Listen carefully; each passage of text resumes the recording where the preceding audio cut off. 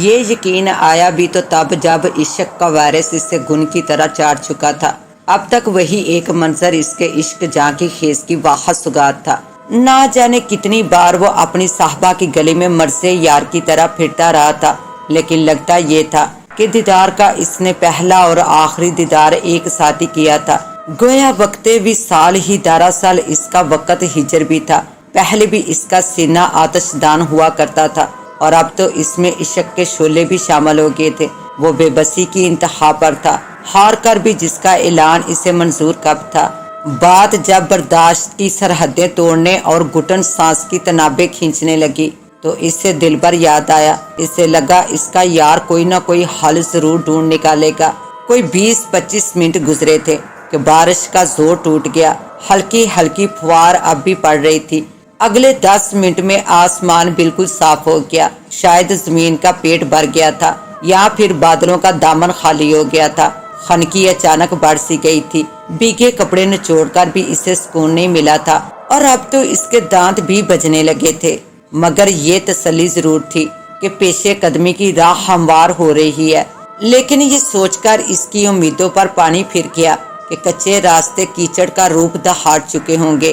وہ ایک دم پریشان سا ہو گیا۔ اسے ہر حال میں اپنی منزل پر پہنچنا تھا۔ ناگے کا مطلب تھا عمل کا پھر سے آغاز، اور اب یہ اس کے بس کی بات نہ رہی تھی۔ واپسی کا سفر کبھی کبھی تو منزل سے بھی زیادہ کڑا ہوتا ہے۔ اس نے دل ہی دل میں خدا کو یاد کیا اور اس کی مدد چاہی۔ اچانک اس کے دماغ میں ایک دھماکہ سا ہوا اور راہیں روشن ہو گئی۔ سولنگ کا خیال آتے ہی اس کے لبوں پر مسکراہٹ پھیلتی چلی گئی۔ اس کے دائیں طرف کوئی 100 قدم دور ایک سرنگ تھی جو قبرستان تک جاتی تھی۔ پختہ اینٹوں سے بنی سرنگ پر کیچڑ کا بھلا کیا کام؟ خدا کا شکر ادا کرتے ہوئے اس نے جلدی سے اس جانب بڑھنا شروع کر دیا، اور پھر تھوڑی ہی دیر میں وہ اپنی کوشش میں کامیاب رہا تھا۔ حسب توقع سرنگ کیچڑ سے محروم تھی اور سفر خاصا آسان۔ اس کا رخ قبرستان کے مرکزی دروازے کی طرف تھا، وگرنہ اب تک تو وہ شارٹ کٹ لگایا کرتا تھا، کیونکہ یہ راستہ کچھ طویل تھا اور پر خطر بھی کہ کوئی دیکھ نہ لے۔ وہ پشت کی طرف سے 4 دیواری پھلانگ کر قبرستان میں گھسا کرتا تھا۔ بابا جی کے وقت کی بنی پرانی لیکن مضبوط 4 دیواری نے قبرستان کو اپنی طویل میں لے رکھا تھا۔ مرکزی دروازہ سنسار پڑا تھا۔ لوہے کے اس دروازے کو عبور کرنا اس کے لیے ہرگز مشکل نہ تھا۔ چند ہی لمحوں میں اس آخری رکاوٹ کو عبور کرتا ہوا قبور کے درمیان تھا۔ پھر اپنی مخصوص جگہ تک پہنچنے میں اسے یوں بھی آسانی ہوئی کہ وہ جگہ مرکزی دروازے سے کچھ زیادہ دور نہ تھی۔ کیچڑ تو ضرور تھا، لیکن وہ دیوار کے سہارے وہاں تک پہنچا تھا۔ یہ بھی حسن اتفاق ہی تھا کہ وہ قبر دیوار کے پہلو میں تھی، ورنہ وہ اتنی آسانی سے وہاں تک کبھی نہ پہنچ پاتا۔ ایک پرانی سی قبر نے جس کا دہانہ قدرے کھلا ہوا تھا اس کے پاؤں روک لیے۔ یہی اس کی منزل تھی۔ قبرستان تاریخی اور تنہائی۔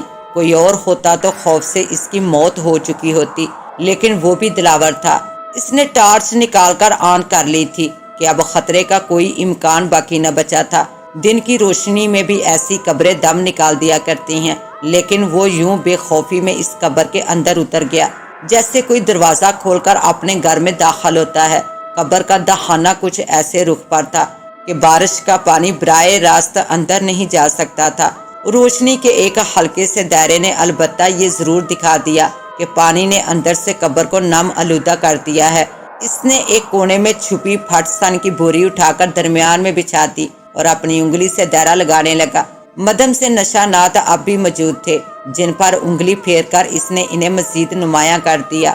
ٹارچ آف کرنے کے بعد اس نے اپنی آنکھیں موند لی اور منہ ہی منہ میں کچھ بڑبڑانے لگا۔ وہ اپنے گرد شاید کوئی حصار قائم کرنا چاہتا تھا۔ کچھ ہی دیر بعد اس نے اپنے چاروں طرف پھونک مار دی، پھر مخصوص انداز میں آلتی پالتی مار کر بیٹھ گیا۔ آنکھیں بند کر لی اور زیر لب وظیفے کے مخصوص کلمات ادا کرنے شروع کر دیے۔ اس کام میں کم سے کم آدھا گھنٹہ لگتا تھا۔ ایک بار پڑھ لیتا تو ہاتھ میں پکڑی تسبیح کا ایک دانہ گرا دیتا۔ وہ موٹے دانوں کی تسبیح ساتھ لایا کرتا تھا تاکہ بھولنے کا سوال ہی نہ پیدا ہو۔ ابھی کچھ ہی دیر گزری تھی کہ اسے اپنا وجود ایک دم باری ہوتا محسوس ہوا، اس قدر باری جیسے وہ یکا یک گوشت سے پتھر کی سیل میں تبدیل ہو گیا ہو۔ ذہن کے کسی طریق گوشے میں یہ خیال ابھرا کہ کہیں وہ سچ مچ پتھر کا تو نہیں ہو گیا۔ شک مٹانے کے لیے اس نے اپنے وجود کو حرکت دینا چاہی تو یہ دیکھ کر اس کے ہوش اڑ گئے کہ وہ اپنے وجود کو ہلکی سی بھی حرکت دینے میں ناکام رہا تھا۔ خوف کی ایک تیز سی لہر اس کے وجود میں ادھر سے ادھر دوڑتی چلی گئی تھی اور دل پسلیوں سے سر ٹکرانے لگا۔ دل کی دھڑکن نے البتہ اسے یہ احساس ضرور دلایا تھا کہ وہ زندہ ہے، جبھی تو دل مسلسل حرکت میں ہے۔ سرشاری کی ایک لہر نے اسے روحانی خوشی سے سرشار کر دیا۔ خوف کی کیفیت ایک دم چھٹنے لگی، لیکن اسی لمحے ایک دھماکہ سا ہوا اور اسے یوں محسوس ہوا جیسے اس کا پورا وجود کرچیوں میں بٹ کر اڑتا ہوا فضا میں بکھر گیا ہو۔ دھماکہ اس کے کہیں بہت قریب ہوا تھا یا شاید اس کے وجود کے اندر، ساتھ ہی ساتھ اس کے حواس پر اندھیرے کی تہ چڑھتی چلی گئی۔ دودھ کا جلا شاشا بھی پھونک پھونک کر پیتا ہے۔ اس کی نانی نے اسے بچانے کے لیے ہر وہ کام کیا جو اس کے بس میں تھا۔ شہر تو شہر اس نے صبح بدل دیا، پھر بھی اس کے دل سے خوف دور نہ ہوا۔ وہ اسے سنبھال کر رکھتی رہی، نور پور سے باہر کبھی بھی نہ جانے دیتی تھی۔ اس نے تعلیم بھی وہیں رہ کر حاصل کی۔ میٹرک کے بعد یہ سلسلہ یوں رکا کہ وہاں ایک ہی ہائی اسکول تھا۔ کسی دوسرے شہر بھیجنے پر وہ رضامند نہ ہوئی، سو اس کا تعلیمی سفر میٹرک سے آگے نہ بڑھ سکا۔ دلبر نہ ہوتا تو شاید وہ کبھی کولو کا بیل نہ بنتا۔ دلبر تھا بھی تو بلا کا ذہین۔ اس کے اندر کی سرکشی دیکھتے ہوئے اس نے دلاور کو پہلوانی کی جانب راغب کیا۔ یوں دلاور کی ساری توانائی جسم بنانے پر صرف ہونے لگی۔ وہ خود تو دہان پان سا تھا، لیکن اس کی کوششوں نے دلاور کو ایک فولادی انسان بنا ڈالا۔ نانی اماں کی وفات کے بعد اس نے اس علاقے کو خیر باد کہا اور فیض پور میں جا بسا۔ ایک کنال کا ٹکڑا خرید کر اس نے اپنی کٹیا بنائی اور اپنی ایک الگ دنیا بسا لی۔ کبھی کبھی تنہائی کا احساس کاٹ کھانے کو دوڑتا تو اپنے دلبر کے پاس بھاگا چلا آتا۔ آج بھی جب اسے ملنے آیا تو دلبر اسے دیکھتے ہی کھل اٹھا۔ اس کے بس میں ہوتا تو وہ اپنے یار کو کہیں جانے ہی کب دیتا۔ دلبر نے اپنے یار کا بجھا بجھا چہرہ دیکھا تو بے اختیار چونک اٹھا۔ فطری چمک دمک سے آری اس کا چہرہ باسی گنڈیری جیسا ہو گیا تھا، آنکھیں کھوئی کھوئی، ہونٹ دانتوں تلے دبے ہوئے، گم سم سا دلاور اسے خاصا پر اسرار لگا۔ سمجھ گیا کوئی خاص بات ضرور ہے۔ جانتا تھا کہ یہ کیفیت کب وارد ہوتی ہے، جب اسے اپنا ماضی ڈسنے لگتا ہے۔ ایسے میں اس کے اندر کا سارا کرب اس کے چہرے پر سمٹ آیا کرتا تھا۔ دلبر نے کچھ دیر تک اس کے بولنے کا انتظار کیا، پھر اسے گمسم بیٹھا دیکھا تو رہ نہ پایا۔ یار جانی کیوں نخروٹی عورتوں کی طرح منہ بنائے بیٹھے ہو؟ کیا ہوا ہے؟ کچھ ہمیں بھی تو پتا چلے۔ دلبر باوجود کوشش کے اپنے لہجے میں شوخی نہ لا سکا تھا، لیکن یہ دیکھ کر اس کی تشویش میں اضافہ ہوا کہ دلاور نے ایک بار اپنا چہرہ اوپر اٹھایا، چند لمحہ اس کی آنکھوں میں جھانکا اور پھر سر جھکا لیا۔ تاثرات ایسے تھے جیسے اپنی تکلیف کے اظہار کے لیے مناسب الفاظ نہ مل رہے ہوں۔ کبھی کہنے کو بہت کچھ ہوتا ہے، لفظ ساتھ چھوڑ جاتے ہیں۔ آج دلاور کے ساتھ بھی کچھ ایسا ہی معاملہ تھا۔ کچھ دیر بعد اس نے سر اٹھایا اور گویا ایک دھماکہ کر دیا۔ مجھے عشق ہو گیا ہے، ایک ایسی عورت سے عشق جسے میں نے ایک بار دیکھا ہے۔ اس عشق نے مجھے اندر باہر سے جلا ڈالا ہے، مار ڈالا ہے، چاروں شانے چت کر دیے ہیں، میری پشت زمین سے لگا دی ہے، مجھے ہرا ڈالا ہے۔ دلبر کو یوں لگا جیسے اچانک آسمان پر آن گرا ہو۔ زمین کی گردش ایک دم تیز ہو گئی۔ وہ واقعی چکرا کر رہ گیا۔ کوئی اور وقت ہوتا تو گردن پیچھے پھینک کر اتنے زور سے کہکا لگاتا کہ در و دیوار ہل جاتے، اور پھر بامشکل اپنی ہنسی روکتا ہوا کہتا، یہ اس صدی کا سب سے بڑا لطیفہ ہے، سب سے بڑی جگت، تم اور عشق۔ لیکن وہ ایسا نہ کر پایا تھا۔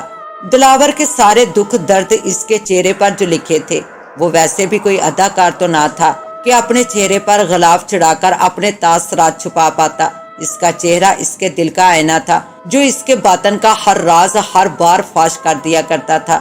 پھر دھیرے دھیرے دلاور نے خود پر گزری ایک ایک کیفیت اپنے یار غار سے کہہ سنائی۔ دلبر کی حالت دیکھنے والی تھی۔ وہ منہ کھولے پھٹی پھٹی نظروں سے اسے تکے جاتا تھا، لیکن جلدی اس نے خود پر قابو پا لیا کہ اپنے یار کی دل جوئی بھی تو اس کو کرنی تھی۔ تم نے خواہ مخواہ یہ سب مجھ سے چھپایا، پہلے بتا دیتے تو وہ سب تمہیں نہ سہنا پڑتا اور اب تک تو مسئلہ حل بھی ہو چکا ہوتا۔ آخر کیا کمی ہے تم میں؟ لاکھوں میں ایک ہو، جی دار آدمی ہو۔ پھر صاحب جائیداد بھی تو ہو، نانی نے اپنا سب کچھ تمہیں ہی تو سونپ دیا تھا، تمہاری زمین کی کمائی سے تو میرے گھر کی دال روٹی بھی چلتی ہے، ایک ہی تو جی ہو، تم جیسے مرد تو کسی بھی لڑکی کا خواب ہوتے ہیں، تم اچھی طرح جانتے ہو، میں تمہیں دکھی دیکھ نہیں سکتا، تمہاری بابی کس مرض کی دعا ہے، دیکھ لینا منوا کر ہی آئے گی، تمہیں جلد خوشخبری ملے گی، بس اب اپنا موڈ ٹھیک کرو، چلو اب ہنس کے دکھاؤ تو کھانا ملے گا ورنہ بھوکے مرو گے۔ دلاور بے اختیار ہنس دیا، دلبر کو اپنی آنکھیں ٹھنڈی ہوتی محسوس ہوئی، آخر وہی ہوا جس کا ڈر تھا، دلبر کا چہرہ صاف بتا رہا تھا کہ اس کے پاس کوئی اچھی خبر نہیں ہے، وہ اس لیے اس کام سے گریزا تھا کہ کہیں انکار ہو گیا تو امید کا دیا بجھ جائے گا، تاریکی میں جلتا اکلوتا چراغ بجھ جائے تو اندھیرے کا احساس اچانک بڑھ سا جاتا ہے، اور آج جس کے ساتھ بھی یہی کچھ ہوا تھا، اس کے بدترین خدشات بالآخر درست ثابت ہوئے تھے، دوست نے کچھ نہ بتا کر بھی سب کچھ بتا دیا تھا۔ دلبر نے جب یہ کہا کہ لڑکی کی ماں نے سوچنے کے لیے وقت مانگا ہے تو وہ بخوبی سمجھ گیا کہ اسے خوبصورتی سے ٹالا گیا ہے، اتنا تو وہ بھی جانتا تھا کہ ماں بیٹی تنہا رہا کرتے تھے، لڑکی کا باپ اس بڑی دنیا میں انہیں تنہا چھوڑ کر اپنی نئی بیوی کو پیارا ہو گیا تھا، گویا ماں بیوہ اور بیٹی یتیمی کے دن کاٹ رہے تھے، جاتے جاتے شوہر اپنی زمین بھی اونے پونے داموں بیچ گیا تھا، وہ تو بلا ہو بستی والوں کا عین وقت پر ڈٹ گئے، ورنہ وہ تو مکان بھی بیچ دینے کا پروگرام بنا چکا تھا، بستی والوں کی مداخلت کام آئی، ورنہ وہ دونوں نہ جانے کہاں جاتے، کچھ دوسری عورت کا حسن اور کچھ بیٹے کی محرومی نے اس کی آنکھوں پر ایسی پٹی باندھی کہ وہ ظالم ایسا گیا کہ لوٹ کر آنے کی فرصت ہی نہ ملی، سچ ہے ماں مرانی باپ کسائی، جب گیا تھا تو بیٹی کوئی 6 برس کی تھی، اب اس کی عمر کوئی 20 برس تھی، پرائیویٹ میٹرک کرنے کے بعد دیدار نے گھر میں ہی سلائی کڑھائی میں ماں کا ہاتھ بٹانا شروع کر دیا تھا،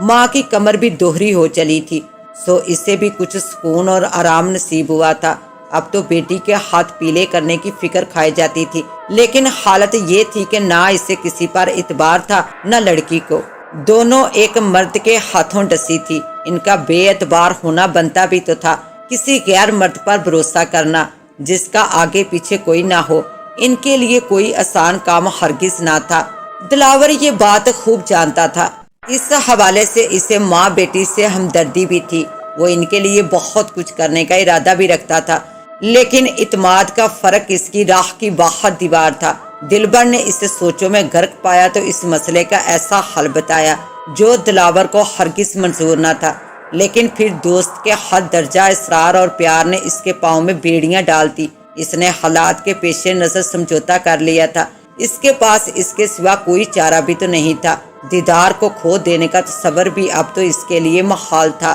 تم برخودار کے دوست ہو، اس لیے تمہارے لیے مجھے کچھ نہ کچھ تو ضرور کرنا ہی تھا، مجھے اس کے لیے ایک طویل عمل کرنا پڑا، اس لیے مجھے کافی دیر لگی اور تم لوگوں کو بھی انتظار کرنا پڑا، میرے حساب سے تم دونوں کا سنجوگ مشکل ہی نہیں ناممکن بھی تھا، میں علم نجوم اور عادات سے یہی سمجھا، پھر میں نے عمل جفر سے مدد لی تو مجھے تمہارے اس مسئلے کا ایک حل ملا جو بہت مشکل ہے، لیکن لگن سچی ہو تو یہ ناممکن نہیں، آج تک خطا نہیں گیا، یہ ہمارا خاص خاندانی عمل ہے، اپنے والد صاحب کی اجازت سے میں نے روحانیت کی دنیا میں قدم رکھنے سے قبل یہ عمل خود کیا، یہ سارا فیض جو تم دیکھ رہے ہو نا، بس اسی ایک عمل کا کرشمہ ہے، اس تمام وضاحت کے بعد شاہ صاحب نے دلاور کی رضامندی دیکھی تو اسے اس عمل کا سارا طریقہ کار سمجھا دیا، یاد رکھنا اس عمل کی تکمیل کے دوران تمہیں شدید رکاوٹیں پیش آئیں گی، یہاں پر تمہارے عزم کا کڑا امتحان ہوگا،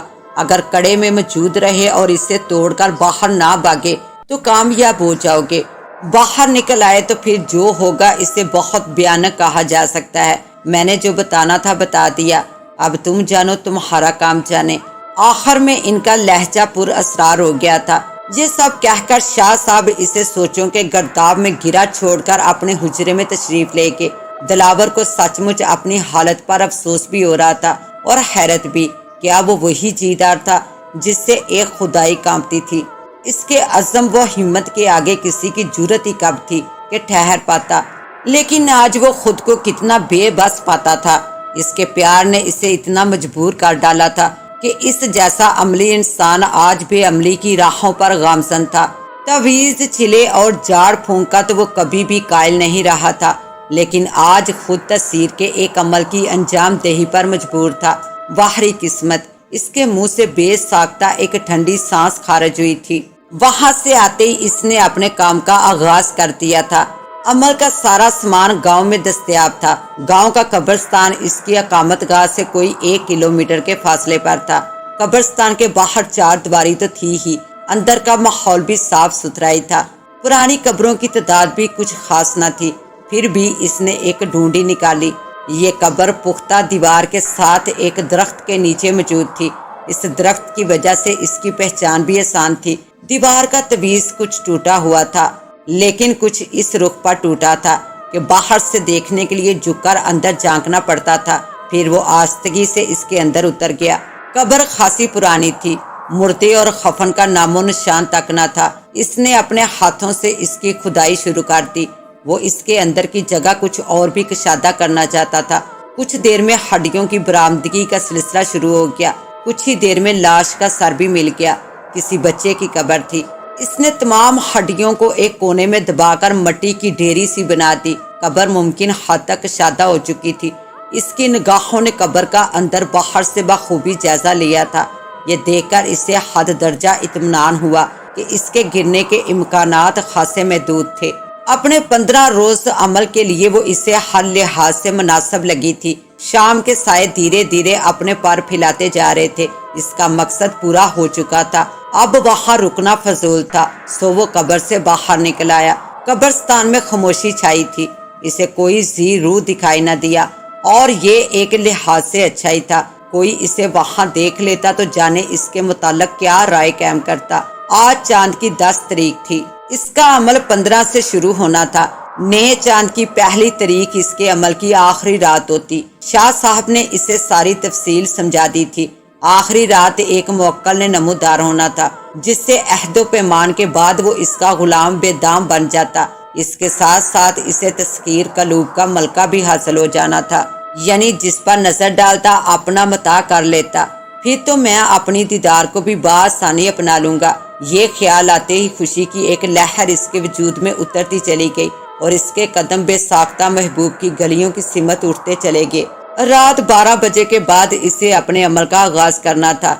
इस काम के लिए पहली शब वो कोई घंटा भर पहले चल पड़ा था। इसका ख्याल था कि वो 15-20 मिनट में अपनी मतलूबा जगह पहुंच जाएगा, लेकिन ये क्या, लगता था जैसे किसी जादूगर ने इसकी मंजिल पर फूंक मारकर इसे दूर कर दिया था। पाँव अलग मन भर के हो रहे थे। अंदर से मुसलसल एक आवाज राह की दीवार बन रही थी। ये आवाज इसे गोया समझा रही थी, ये मनफी राह है, इस राह पर मत चलो, इस जादू की दुनिया की तरफ कदम मत बढ़ाओ, वरना गुमराही मुकद्दर ठहरेगी। ये वो राह है कि एक बार कदम उठ गए तो वापसी का रास्ता ढूंढने से ना मिलेगा। लेकिन वो इस आवाज को दबाता हुआ आगे बढ़ता चला जा रहा था। देखा भला सीधा साधा रास्ता चढ़ाई लग रहा था। सांस अलग फूल फूल जाती थी। ये चांद की 15 तारीख थी। नीली रोशनी ने चीजों को नूरानी बना दिया था। हशरात की आवाजों के दरमियान वो किसी आवारा बदरू की तरह भटकता फिर रहा था। कोई देख लेता तो खौफ से थरा उठता। भला गांव में आधी रात को भी कोई बाहर निकलता है, और वो भी कब्रिस्तान की राह पर। ये पुर खतर रास्ता तो अच्छे अच्छों को दिन में हौलनाक लगा करता है, लेकिन वो बड़ी दिलेरी से आगे और आगे बढ़ता जा रहा था। 12 बजने से कोई 10 मिनट पहले वो चार दीवारी की जनूबी दीवार से अंदर कूद गया। गिरने से हल्की सी आवाज पैदा हुई जो कब्रिस्तान के सन्नाटे में गूंज उठी। कुछ देर चोरों की तरह दबका बैठा रहा, जैसे इसे डर हो कि इसे कोई देख ना ले, लेकिन वहां कोई होता तो सामने भी आता। फिर वो आहिस्ता आहिस्ता चलता हुआ इस पुरानी कब्र के किनारे पहुंच गया जो इसने इस खास अमल के लिए मुंतखब की थी। जेब से टार्च निकालकर इसे ऑन किया तो इसकी हल्की सी रोशनी ने कब्र को और वाज़िया कर दिया। कब्र का अंदरूनी मंजर देखकर इसे एहसास हुआ कि वो खाली है। सफाई तो वो पहले ही कर चुका था। सो बेखतर इसमें यूं उतर गया जैसे कोई माहर तराक दरिया में उतरता है। एक कोने में पड़ी फटसन की बोरी झाड़ कर कब्र में बिछाई और इसके गिर्द अपने हाथ से एक दायरा सा लगाया। इससे कड़ा लगाना था जो इस अमल में मरकजी अहमियत रखता था। खुदा और रसूल को याद करते हुए इसने अज़मियत पढ़ना शुरू की। اور پھر چاروں طرف پھونک مار کر خود کو ورد کے حصار میں لے لیا۔ اب کوئی ہوائی مخلوق اس دائرے میں داخل ہو کر اسے تنگ نہ کر سکتی تھی۔ تسبیح ہاتھ میں تھام کر ورد پڑھنا شروع کیا تو ابتدائی چند لمحات خیریت سے گزرے تھے کہ اچانک جی گھبرانے لگا۔ دل کرتا تھا کہ وہ اٹھے اور بھاگ کر اپنی کٹیا میں جا پہنچے۔ بھاگنے کی اتنی شدید خواہش کہ اسے دباتے ہوئے دانتوں میں پسینہ آ گیا، لیکن اس شدید کشمکش میں بھی اس نے ورد پڑھنا ترک نہ کیا۔ جانتا تھا کہ جب تک عمل کی تکمیل نہیں ہوتی یہ کشمکش جاری رہے گی، سو وقت ضائع کرنے سے بہتر تھا کہ وہ 100 بار اپنا ورد پڑھ کر مکمل کرتا اور بھاگ جانے کی خواہش سے چھٹکارا پا لیتا۔ شاہ صاحب نے اس عمل کو بہت مشکل کہا تھا تو دل ہی دل میں ہنس رہا تھا۔ کب جانتا تھا کہ یہ طلسماتی دنیا اس کے لیے لوہے کا چنا ثابت ہوگی۔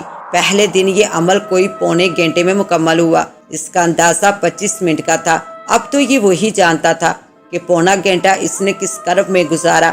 اس کی جگہ کوئی اور ہوتا تو پہلے ہی دن اپنی جان چھڑا کر حصار سے باہر نکل آتا اور جان سے جاتا کہ حصار سے نکلنے کا مطلب جھلسنا، گردن کا کٹنا، پاگل ہو جانا یا ایسے ہی کسی اور حادثے کا شکار ہو جانا۔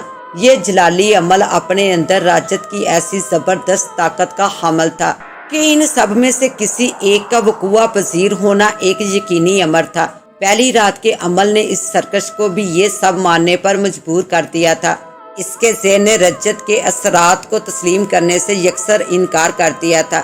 وہ جو سرکشی میں بے مثال تھا ایک ہی رات میں سیدھا ہو گیا تھا۔ اس سے پتہ چل گیا تھا کہ یہ عمل بندہ لے کے ہی رہے گا، یا جان ہاتھ آئی یا اپنی جان ہاتھ سے گئی۔ وہ آستگی سے چلتا ہوا قبرستان سے باہر آیا اور گھر کی راہ لی۔ سارا راستہ اسے یہی لگا جیسے وہ اکیلا نہ ہو، کوئی ندیدہ وجود دبے پاؤں اس کے پیچھے پیچھے چلا آ رہا ہو۔ کئی بار رک کر اس نے سن گن بھی لی، لیکن کسی کی موجودگی کا احساس نہ ہوا۔ پیچھے مڑ کر دیکھنے سے وہ یوں بھی خود کو باز رکھا تھا کہ اس نے سن رکھا تھا۔ پیچھے مڑ کر دیکھنے والے اکثر پتھر کے ہو جایا کرتے تھے۔ تیز تیز قدم اٹھاتا ہوا اپنی کٹیا میں پہنچا تو تب اسے یقین آیا کہ اب وہ محفوظ ہے۔ جسم دکھن سے ٹوٹ رہا تھا، درد ہڈیوں میں سرایت کر گیا تھا۔ یوں لگتا تھا جیسے وہ برسوں مسلسل چلتا رہا ہو۔ پھر چار پائی پر گرتے ہی اسے نیند نے آ لیا۔ رات بھر نیند میں بھی اسے چین نصیب نہ ہوا۔ خواب میں ڈرونی شکلیں اسے بے چین کرتی رہی۔ صبح کافی تاخیر سے اس کی آنکھ کھلی تو کافی دیر چار پائی پر بے سدھ پڑا رہا۔ کہیں جانے کو جی نہیں چاہتا تھا، سو دوپہر تک گھر میں ہی رہا۔ ہوٹل سے روٹی کھا کر وہاں بیٹھنے کی بجائے جلد گھر لوٹ آیا۔ وہ کسی سے سامنا نہیں چاہتا تھا، بہتر تھا دوران عمل وہ تنہائی میں وقت گزارتا۔ سو اس خیال سے اس نے گھر کی راہ لینا مناسب سمجھا تھا۔ شاہ صاحب نے اس جلالی عمل کے لیے پرہیز جلالی کی خاص تاکید کی تھی۔ پیاز، انڈا، دودھ وغیرہ سے مکمل دوری انہوں نے کہا تھا۔ ترک حوانیت سے انسان کی حوانیت کم ہو جاتی ہے اور روحانیت بہت قوی۔ تسخیر کے یہ سارے عمل روحانیت کے سہارے کامیابی سے ہمکنار ہوتے ہیں۔ اگلی رات طریقہ واردات مختلف تھا۔ اب آوازوں کی باری تھی۔ یہ سماعت کو متاثر کرنے اور اعصاب کو توڑ کر حصار سے باہر لانے کی ایک کوشش تھی۔ عجیب و غریب خوفناک پر اسرار آوازیں کبھی مدھم تو کبھی بے انتہا تیز، لیکن وہ ڈٹا رہا۔ آہستہ آہستہ ورد جاری رہا اور بالآخر 40 منٹ میں دوسری رات کا عمل ختم ہوا۔ ایک دو بار اسے یوں لگا جیسے کوئی اسے اٹھا کر دائرے سے باہر پھینک دے گا، خصوصاً دھماکے جیسی آوازیں جیسے کہیں زوردار بجلی گری ہو۔ اس کا دل دہلاتی رہی، لیکن وہ آنکھیں بند کر کے خود کو تھامتے ہوئے ڈٹا رہا۔ آنکھیں بند کیے عمل جاری رکھا اور دوسرا امتحان بھی پاس کر لیا۔ 2 دن کی آزمائش سے اتنا حوصلہ تو اسے ہو گیا تھا کہ اگر اس نے عزم و ہمت کا مظاہرہ کیا تو وہ ان تمام آزمائشوں سے سرخرو ہو کر نکلے گا۔ اپنے آپ کو تیار کرنے اور اگلے دن کے عمل کے لیے خود کو مضبوط بنانے کے لیے دن کے اوقات میں اس نے درود شریف کا ورد جاری رکھا۔ اس کی برسوں پرانی عادت تھی کہ تنہائی میں کثرت سے درود شریف پڑھا کرتا تھا، جبھی تو وہم اس کے وجود کی سرحد پار نہ کر پاتے، اور اگر آ بھی نکلتے تو انہیں کہیں پناہ نہ ملتی اور ناکام ہو کر باہر کی راہ لیتے۔ تیسرا دن شاید اس کے مشاہدے کے امتحان کا دن تھا۔ نہ جانے کون کون سی صورتیں اس نے اپنے ارد گرد دیکھی، کچھ تو ایسی بھی تھی کہ خارجی دنیا سے ان کا تعلق بالکل بھی نہ تھا۔ شیر، چیتے اور بھیڑیے دانت نکالے نگاہیں جمائے خوفناک آوازیں نکالتے ہوئے اس کی جانب لپکتے اور اس پر جپٹتے ہوئے محسوس ہوتے۔ اس کے جسم کا رواں رواں کانپ اٹھتا۔ اس کی جگہ کوئی اور ہوتا تو اس کا دم نکل گیا ہوتا۔ خوفناک ترین لمحہ وہ تھا جب دو بھیڑیے لڑتے ہوئے قبر کے ٹوٹے طویز سے اڑتے ہوئے اس کے سامنے آن گرے۔ اس جھٹکے سے اسے یوں لگا جیسے اس کا دل اچھل کر اس کے حلق میں آن پھنسا ہو۔ سانس لینے میں دشواری ہوئی تو اس نے اپنے تنفس کو بحال رکھنے کے لیے اسے کافی دیر تک منہ کھول کر لمبی لمبی سانسیں لینا پڑی۔ بالآخر جیسے تیسے تیسری رات کا عمل بھی پورا ہو گیا۔ امید کی روشنی کچھ اور تیز ہو گئی تھی۔ اگلی رات حشرات اور بلاؤں کی باری تھی۔ سانپ، بچھو اور نہ جانے کیسی کیسی منحوس صورت چیزیں اسے ڈرانے کے لیے لپکتی رہی، لیکن وہ آنکھیں بند کر کے ان سے بے خبر رہا۔ پھر بھی ان کی خوفناک آوازیں اسے آنکھ کھولنے پر مجبور کر دیتی اور وہ اس ڈر سے آنکھیں کھول دیتا کہ کہیں وہ آنکھیں بند کیے موت کے منہ میں نہ چلا جائے۔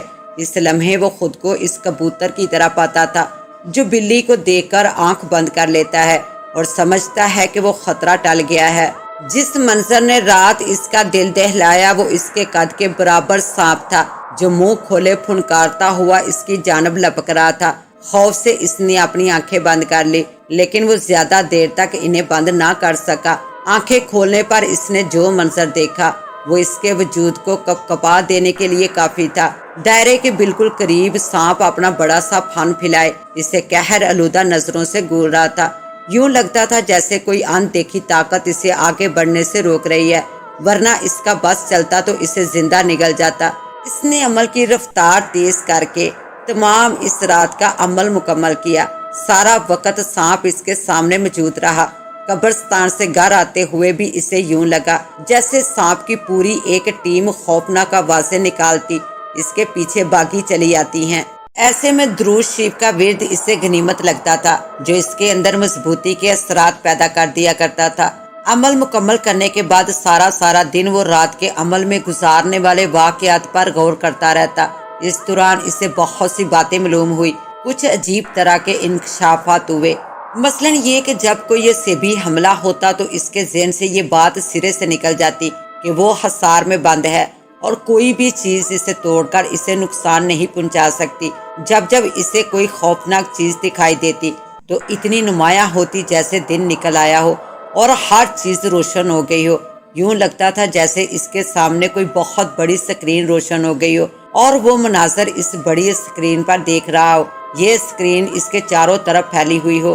ہر رات مختلف طریقوں سے اسے تنگ کیا جاتا، کبھی ارادے کو توڑنے کی کوشش کی جاتی تو کبھی تصور اور تصویر سے خوفزدہ کیا جاتا، کبھی خوفناک بلائیں اسے ڈراتی تو کبھی درندے کاٹ کھانے کو دوڑتے۔ سب سے عجیب بات یہ تھی کہ یہ ساری چیزیں ایک ساتھ نہیں آتی تھی۔ ہر رات کسی خاص طرح سے اسے ڈرایا دھمکایا جاتا۔ کوئی ہفتہ بھر بعد اس کے اندر یہ اعتماد جڑ پکڑ چکا تھا کہ اسے بس حصار کے اندر رہنا ہے۔ ان سب کو شکست دینے کا یہی پہلا اور آخری گڑ تھا کہ وہ قدم باہر نہ نکالتا اور مسلسل پڑھائی کرتا رہتا۔ اب اسے یہ پہچان بھی ہو گئی تھی کہ اسے رات کو کس طرح تنگ کیا جائے گا۔ پہلے منظر سے ہی یہ بات روشن دان کی طرح نمایاں ہو جاتی۔ یہی وجہ ہے کہ اگلی رات اپنی نانی ماں کو تڑپتے ہوئے دیکھ کر اسے یقین ہو گیا تھا کہ آج اسے اندر سے کمزور کیا جانا مقصود ہے۔ اپنی نانی کو دیکھ کر وہ واقعی تڑپ اٹھا تھا۔ زخموں سے چور چور اس کی نانی پانی کے لیے بلک رہی تھی، مسلسل تڑپ رہی تھی اور وہ سنگ دل دائرے کی قید میں بیٹھا رہا۔ کئی بار محسوس ہوا کہ اس کی آنکھیں آنسوؤں سے پر ہو گئی ہیں، لیکن خود کو یہ یقین دلاتے ہوئے وہ ڈٹا رہا کہ اس کی نانی ماں کو اس دنیا سے گئے تو 10 سال بیت گئے ہیں۔ مرے ہوئے لوگ واپس کب آیا کرتے ہیں؟ اس کے اندر کوئی کہہ رہا تھا، آنکھ بند کر لو اور سکون سے بیٹھے رہو، جلدی سے پڑھائی ختم کر لو، سب کچھ ٹھیک ہو جائے گا۔ کچھ ہی دیر بعد ایک اور منظر نے اس کی آنکھیں کھول دی۔ اس نے اپنے دلبر دوست کو دیکھا جو بہت تیزی سے اس کی جانب بھاگا چلا آ رہا تھا۔ غور کرنے پر معلوم ہوا کہ اس کا جانی دشمن فتح داد اس کے پیچھے خون آلودہ تلوار اٹھائے بھاگ رہا ہے۔ لگتا تھا کہ اس کے کئی وار کارگر ثابت ہوئے تھے۔ دلبر کا لباس خون آلودہ تھا۔ حالت بتاتی تھی کہ اب گرا کہ تب وہ مدد کے لیے پکار رہا تھا، رو رہا تھا، مگر دلاور کسی سنگ دل کی طرح چپکا بیٹھا رہا۔ یہ تو وہی جانتا تھا کہ اس کے دل پر کیا بیت رہی ہے۔ آخری حملہ اس سے بھی شدید تر تھا۔ اس کی رانی ننگے سر ننگے پاؤں روتی پیٹتی اس کے پاس دوڑی چلی آتی تھی۔ وہ چیخ رہی تھی، سر پیٹ رہی تھی، دلاور خدا کے لیے مجھے تنگ مت کرو، تمہارے اس شیطانی عمل نے میرے اندر آگ بھڑکا دی ہے، میرا سارا وجود جل رہا ہے، میری ماں الگ زندگی اور موت کی کشمکش میں مبتلا ہے۔ گھر کی دیوار گر پڑی اور وہ اس کے نیچے دب کر شدید زخمی ہو گئی تھی۔ گاؤں والے اسے اٹھا کر ہسپتال لے گئے ہیں۔ خدا کے لیے اپنے اس عمل سے باز آ جاؤ، میں تمہارے آگے ہاتھ جوڑتی ہوں، پاؤں پڑتی ہوں، باز آ جاؤ۔ اچھا میں ہاری تم جیتے، مجھے تم سے شادی منظور ہے، یہی چاہتے تھے نا تم، اب تو عمل چھوڑ دو کہ تمہاری مراد پوری ہوئی، تمہارا عمل کامیاب رہا، تمہارا وار چل گیا۔ مگر وہ پتھر بنا اس کی فریادیں سنتا اور مچلتا رہا، ڈیٹھ بنا دائرے میں بیٹھا رہا۔ پھر دیکھتے ہی دیکھتے اس کی رانی کے کپڑوں میں آگ لگ گئی اور اس کی چیخوں نے آسمان سر پر اٹھا لیا۔ خود کو مضبوط کرتے ہوئے اس نے آنکھیں بند کر لی۔ اس کے ذہن میں بس ایک ہی دھن سوار تھی کہ یہ ساری تکلیفیں سارے دکھ اس وقت دور ہوں گے جب وہ عمل مکمل کر لے گا۔ خدا خدا کر کے عمل مکمل ہوا تو اس نے سکھ کا سانس لیا۔ اگلی 2 راتیں بھی اس پر بہت باری رہی۔ اندر اور باہر جنگ چھڑی تھی اور اس کا وجود میدان جنگ بنا ہوا تھا۔ خود کو ایک خستہ حال کشتی کی طرح پاتا تھا جو گہرے بمر میں ادھر سے ادھر چکراتی اور سر پٹکتی پھرتی تھی۔ یہ تو اسی کا حوصلہ اور عزم تھا کہ وہ اس کام سے باز نہ آیا تھا اور وہ حصار سے باہر بھی نہیں آیا تھا۔ اس کی جگہ کوئی اور ہوتا تو کب کا ناکام ہو کر اپنے انجام کو پہنچ چکا ہوتا، لیکن یہ احساس صرف چند لمحوں کے لیے پیدا ہوا تھا۔ استان بحال ہوئے تو یہ دیکھ کر اسے بے انتہا خوشی ہوئی کہ وہ دائرے کے اندر پڑا ہوا تھا۔ تسبیح اب بھی اس کے ہاتھ میں موجود تھی اور جسم اتنا ہلکا پھلکا ہو گیا تھا جیسے وہ ہوا کا بنا ہوا ہو۔ دل ہی دل میں خدا کا شکر ادا کرنے لگا کہ وہ بے سدھ ہو کر دائرے کے باہر نہیں گرا اور نہ جانے اس کا اب تک کیا حشر ہو چکا ہوتا۔ اس نے خود کو سنبھالا اور پھر سے خود کو وظیفہ پڑھنے پر مائل کرنے لگا۔ اسے اچھی طرح یاد تھا کہ اس نے 20 بار ورد پڑھا تھا۔ تسبیح پھیرنے کے ساتھ ساتھ وہ دل ہی دل میں تعداد گنتا بھی جاتا تھا۔ آج شاہ صاحب کی یہ ہدایت کام آ گئی تھی۔ اس نے ایک بار پھر خدا کا شکر ادا کیا کہ اس ہدایت پر عمل کے نتیجے میں اس نے اپنے عمل کو ضائع ہونے سے بچا لیا تھا۔ بھول جاتا تو اگلے ماہ پھر سے عمل کا آغاز کرنا پڑا اور اتنی ہمت کم سے کم اب اس میں نہیں تھی کہ یہ سب پھر سے کر پاتا۔ اس نے پھر پڑھائی شروع کر دی۔ آج کا عمل گزشتہ راتوں کی نسبت کچھ زیادہ ہی مشکل ثابت ہو رہا تھا۔ رہ رہ کر اس کے اندر سے یہی آواز آتی تھی کہ آج کچھ نیا ہونے جا رہا ہے، یہ رات اس کو بڑی بھاری پڑے گی۔ ان سارے خیالات کو جھٹک کر وہ ورد پڑھنے لگا۔ تسبیح کے دانے نیچے کی جانب پھسلتے ہوئے اس کی مٹھی میں گم ہوتے جا رہے تھے۔ جسم پر کبھی بوجھ بڑھتا اور کبھی اچانک کم ہونے لگتا تھا۔ یکا یک اس سے شدت سے یہ احساس ہوا کہ خاموشی حد درجہ بڑھ گئی ہے، ہو نہ ہو یہ کسی طوفان کا پیش خیمہ ثابت ہوگی۔ وقت کی نبض تھم سی گئی تھی۔ پھر ایک زوردار دھماکہ ہوا، یوں لگا جیسے وہ بہرا ہو گیا ہو۔ ابھی دھماکے کی باز گشت تھمی نہ تھی کہ تیز ہواؤں نے اس کا استقبال کیا۔ اس قدر تیز ہوائیں کہ اسے لگا جیسے اس کا وجود کسی تنکے کی طرح اڑ کر دائرے سے باہر جا گرے گا۔ وہ خود کو تھام کر بیٹھا رہا، توجہ بدستوار عمل پر لگی ہوئی تھی۔ آج واقعی اماوس کی نہیں قیامت کی رات تھی۔ عمل تھا کہ طویل سے طویل تر ہوتا جا رہا تھا۔ یہ عمل بھی ناکام ہوا تو کچھ لمحے سکون سے گزرے۔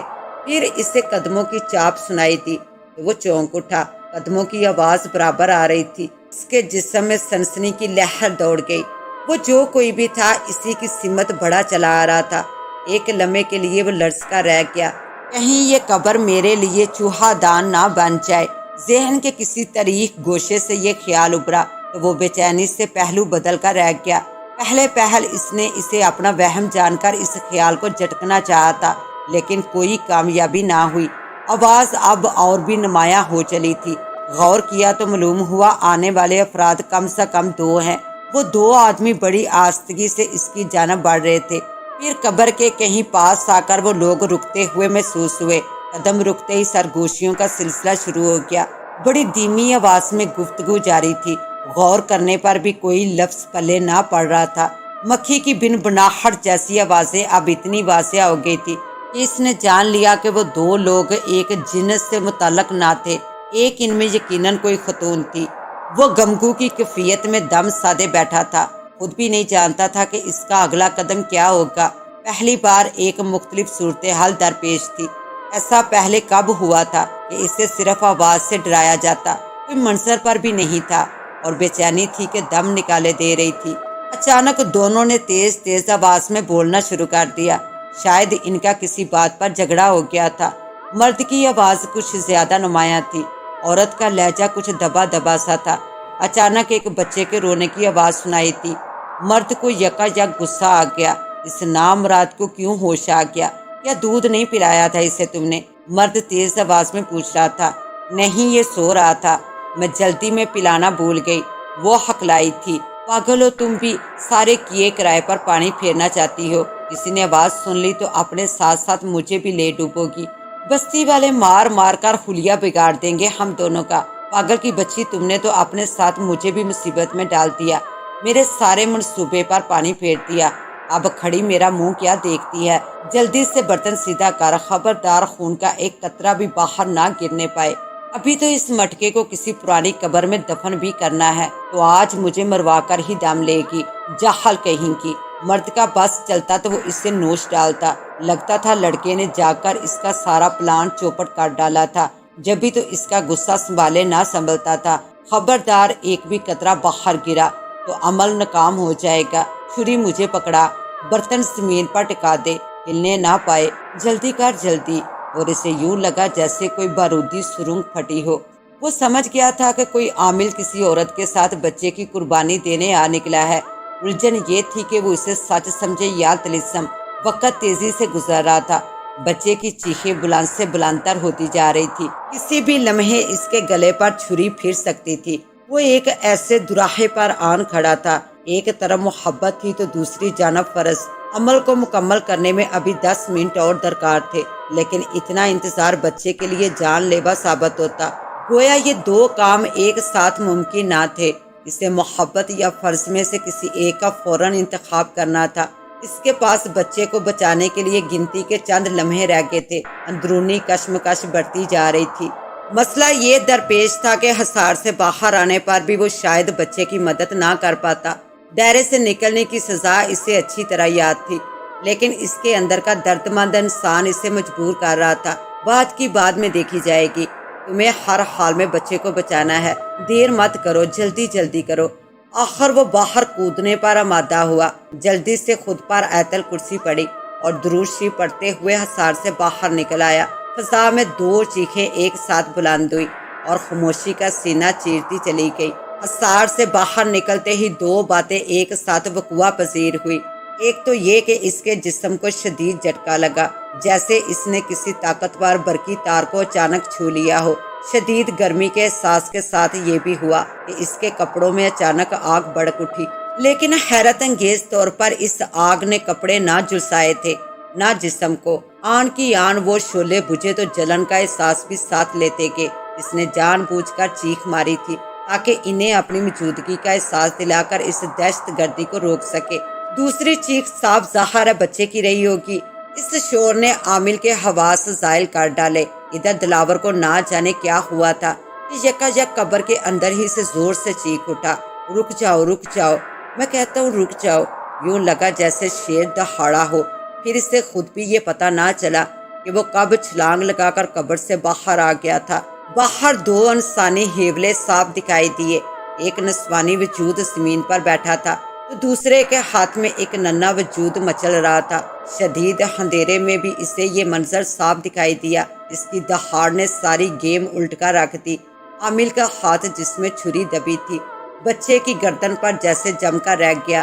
چھری کے دباؤ سے بچے کی چیخ ضرور بلند ہوئی تھی، لیکن وہ بہرحال ابھی بھی محفوظ تھا۔ اگر چند سیکنڈز کی تاخیر ہو جاتی تو وہ معصوم اپنی زندگی کی بازی ہار جاتا۔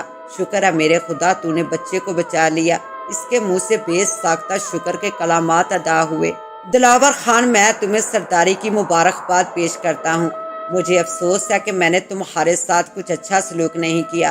فتح داد کی باتوں میں آ کر میں نے تمہیں ایک ایسے عمل میں پھنسا دیا جس سے بچ نکلنا شاید کسی کے بس میں نہ تھا۔ جس دن تم دلبر کے ساتھ میرے آستانے پر آئے، فتح داد پہلے ہی سے وہاں موجود تھا۔ اس کے مخبر نے اسے یہ خبر دی تھی کہ تم ایک لڑکی کے چکر میں ہو۔ اس نے مجھے تمہارے بارے میں طرح طرح کی باتیں بتا کر اس عمل کے لیے راضی کر لیا۔ میں دوستی میں مار کھا گیا، اس سے انکار نہ کر پایا۔ میں نے عمل میں تو ٹھیک بتایا تھا، لیکن ترکیب میں ایک خرابی رکھ چھوڑی تھی۔ تسخیر کے عمل کبھی بھی ڈلتے چاند میں نہیں کیے جاتے۔ تمہیں ظاہر ہے ان باتوں کا کیوں کر پتا ہوتا، سو تم مان گے۔ میرا منصوبہ یہ تھا کہ دوران عمل تمہیں اتنا ڈرا دیا جائے کہ تم خود ہی اپنے انجام کو پہنچ جاؤ۔ ڈلتی تاریخوں میں رجت کے اثرات بے انتہا بڑھ جاتے ہیں، لیکن آفرین ہے تمہاری ہمت پر کہ تم ڈٹے رہے۔ فتح داد کی بے چینی عروج پر تھی۔ آخر اس کے بے انتہا مجبور کرنے پر میں نے اماوس کی رات اپنا موکل بھیج کر تم پر ایک شدید وار کیا، لیکن یہ دیکھ کر میں حیرت سے اچھل پڑا کہ تم صاف بچ گئے تھے۔ اس سے بڑھ کر حیرت کی بات یہ تھی کہ موکل نے بھی کانوں کو ہاتھ لگا کر یہ اعلان کیا کہ تم پر دوبارہ حملہ کرنا اس کے بس میں نہیں۔ تمہیں تمہاری روحانی قوت بچا گئی جس کا تمہیں خود بھی اندازہ نہیں تھا۔ درود شریف کی کثرت نے تمہیں روحانی قوت سے مالا مال کر رکھا تھا، اس لیے جب بچے کو بچانے کے لیے کڑے سے باہر آئے تو تمہیں پھر بھی کچھ نہ ہوا۔ میں نے تم پر سچ واضح کر دیا ہے۔ مجھے امید ہے کہ تم مجھے معاف کر دو گے۔ میں تمہاری جی داری کو سلام پیش کرتا ہوں۔ دلاور نے آگے بڑھ کر شاہ صاحب کو گلے سے لگا لیا۔ دلاور نے راتوں رات اس خاتون کو اس کے گھر پہنچا دیا تھا۔ وہ اسی گاؤں کے ایک معزز شخص کی بیوی تھی۔ اپنے شوہر کو بیٹا نہ دے سکی تو شوہر نے دوسری شادی کر لی۔ اتفاق سے اس نے پہلے ہی سال بیٹے کو جنم دیا تو اس کی بے چینی مزید بڑھ گئی۔ پہلی بیوی سے شوہر کچھ دور ہونے لگا۔ وہ یہ سب برداشت نہ کر پائی۔ پھر اتفاق سے ایسا ہوا کہ وہ اس جھوٹے عمل کے ہتھے چڑھ گئی جس نے کچھ ایسا جال بچھایا کہ باہر نہ نکل پائی۔ یہ راہ بھی اسی عمل نے دکھائی تھی کہ عمل میں قربانی کے لیے کیوں نہ اس کی سوکن کا ہی بچہ کام آئے۔ ایک تیر سے دو شکار کی یہ راہ اس عورت کو اچھی معلوم ہوئی۔ مشترکہ گھر تھا، سو اس عورت کا داؤ چل گیا۔ اس نے دودھ میں نیند کی گولیاں ملا کر سب کو بے ہوش کیا اور خود اس عمل کے ساتھ قبرستان چلی آئی۔ عامل نے وہاں کچھ اور ہی منصوبہ بنا رکھا تھا۔ وہ اسے بے آبرو کر کے اپنے دام کھڑے کرنا چاہتا تھا۔ اتفاق ایسا ہوا کہ بچے کی آنکھ کھل گئی۔ وہ کیونکہ دودھ پلانے سے پہلے سو چکا تھا، سو عورت اسے بے ہوش کرنا بھول گئی۔ اس کی یہی غلطی ان دونوں کی جان بچا گئی۔ دلاور نے ان دونوں کو ان کے گھر پہنچا کر نشے آور دودھ پلا دیا تاکہ کہانی کو اپنی مرضی کا رنگ دیا جا سکے۔ گھر کے سارے افراد اس وقت بھی بے ہوش ہی تھے، سو دلاور کا منصوبہ کامیاب رہا تھا۔ عورت نے ناک رگڑ کر توبہ کی تو دلاور اسے بچانے پر آمادہ ہوا تھا۔ دل کی بری نہ تھی، بس حالات کے ہاتھوں کی ستائی ہوئی تھی، سو اس عمل کے ہتھے چڑھ گئی۔ اس کی عزت بچانا تو بنتا ہی تھا۔ باقی رہا عامل تو اس کی خوب ٹکائی کر کے دلاور نے اسے راتوں رات گاؤں سے نکل جانے پر مجبور کر دیا۔ وہ تو خود بھی موقع کی طاق میں تھا، ایسا بھاگا کہ پلٹ کر بھی نہ دیکھا۔ اب پتہ نہیں یہ اس کے عمل کا اثر تھا یا اس کی کوئی نیکی کام آ گئی کہ اگلے ہی دن کرم داد نے اپنے ساتھیوں کے ہمراہ اس کے ہاں آ کر سرداری کی پگ اس کے سر پر رکھ دی۔ فتح داد اس موقع پر کچھ بھی نہ کر پایا۔ کچھ ہی روز میں اس کی دیدار بھی اس کی رانی بن کر اس کی دنیا میں آن بسی تو اسے یوں لگا جیسے اس کے رب نے چند ہی دنوں میں اس کی ساری محرومیاں ختم کر دی ہوں۔ اس کا دل اپنے رب کے حضور بے اختیار جھکا جاتا تھا۔ سچ ہے وہ 70 ماؤں سے بڑھ کر پیار کرتا ہے، اس کے ہاں دیر ہے اندھیر نہیں۔ اس کے ساتھ ہی اب مجھے دیں اجازت، ملتے ہیں انشاءاللہ ایک نیو کہانی کے ساتھ، تب تک کے لیے اللہ نگہبان۔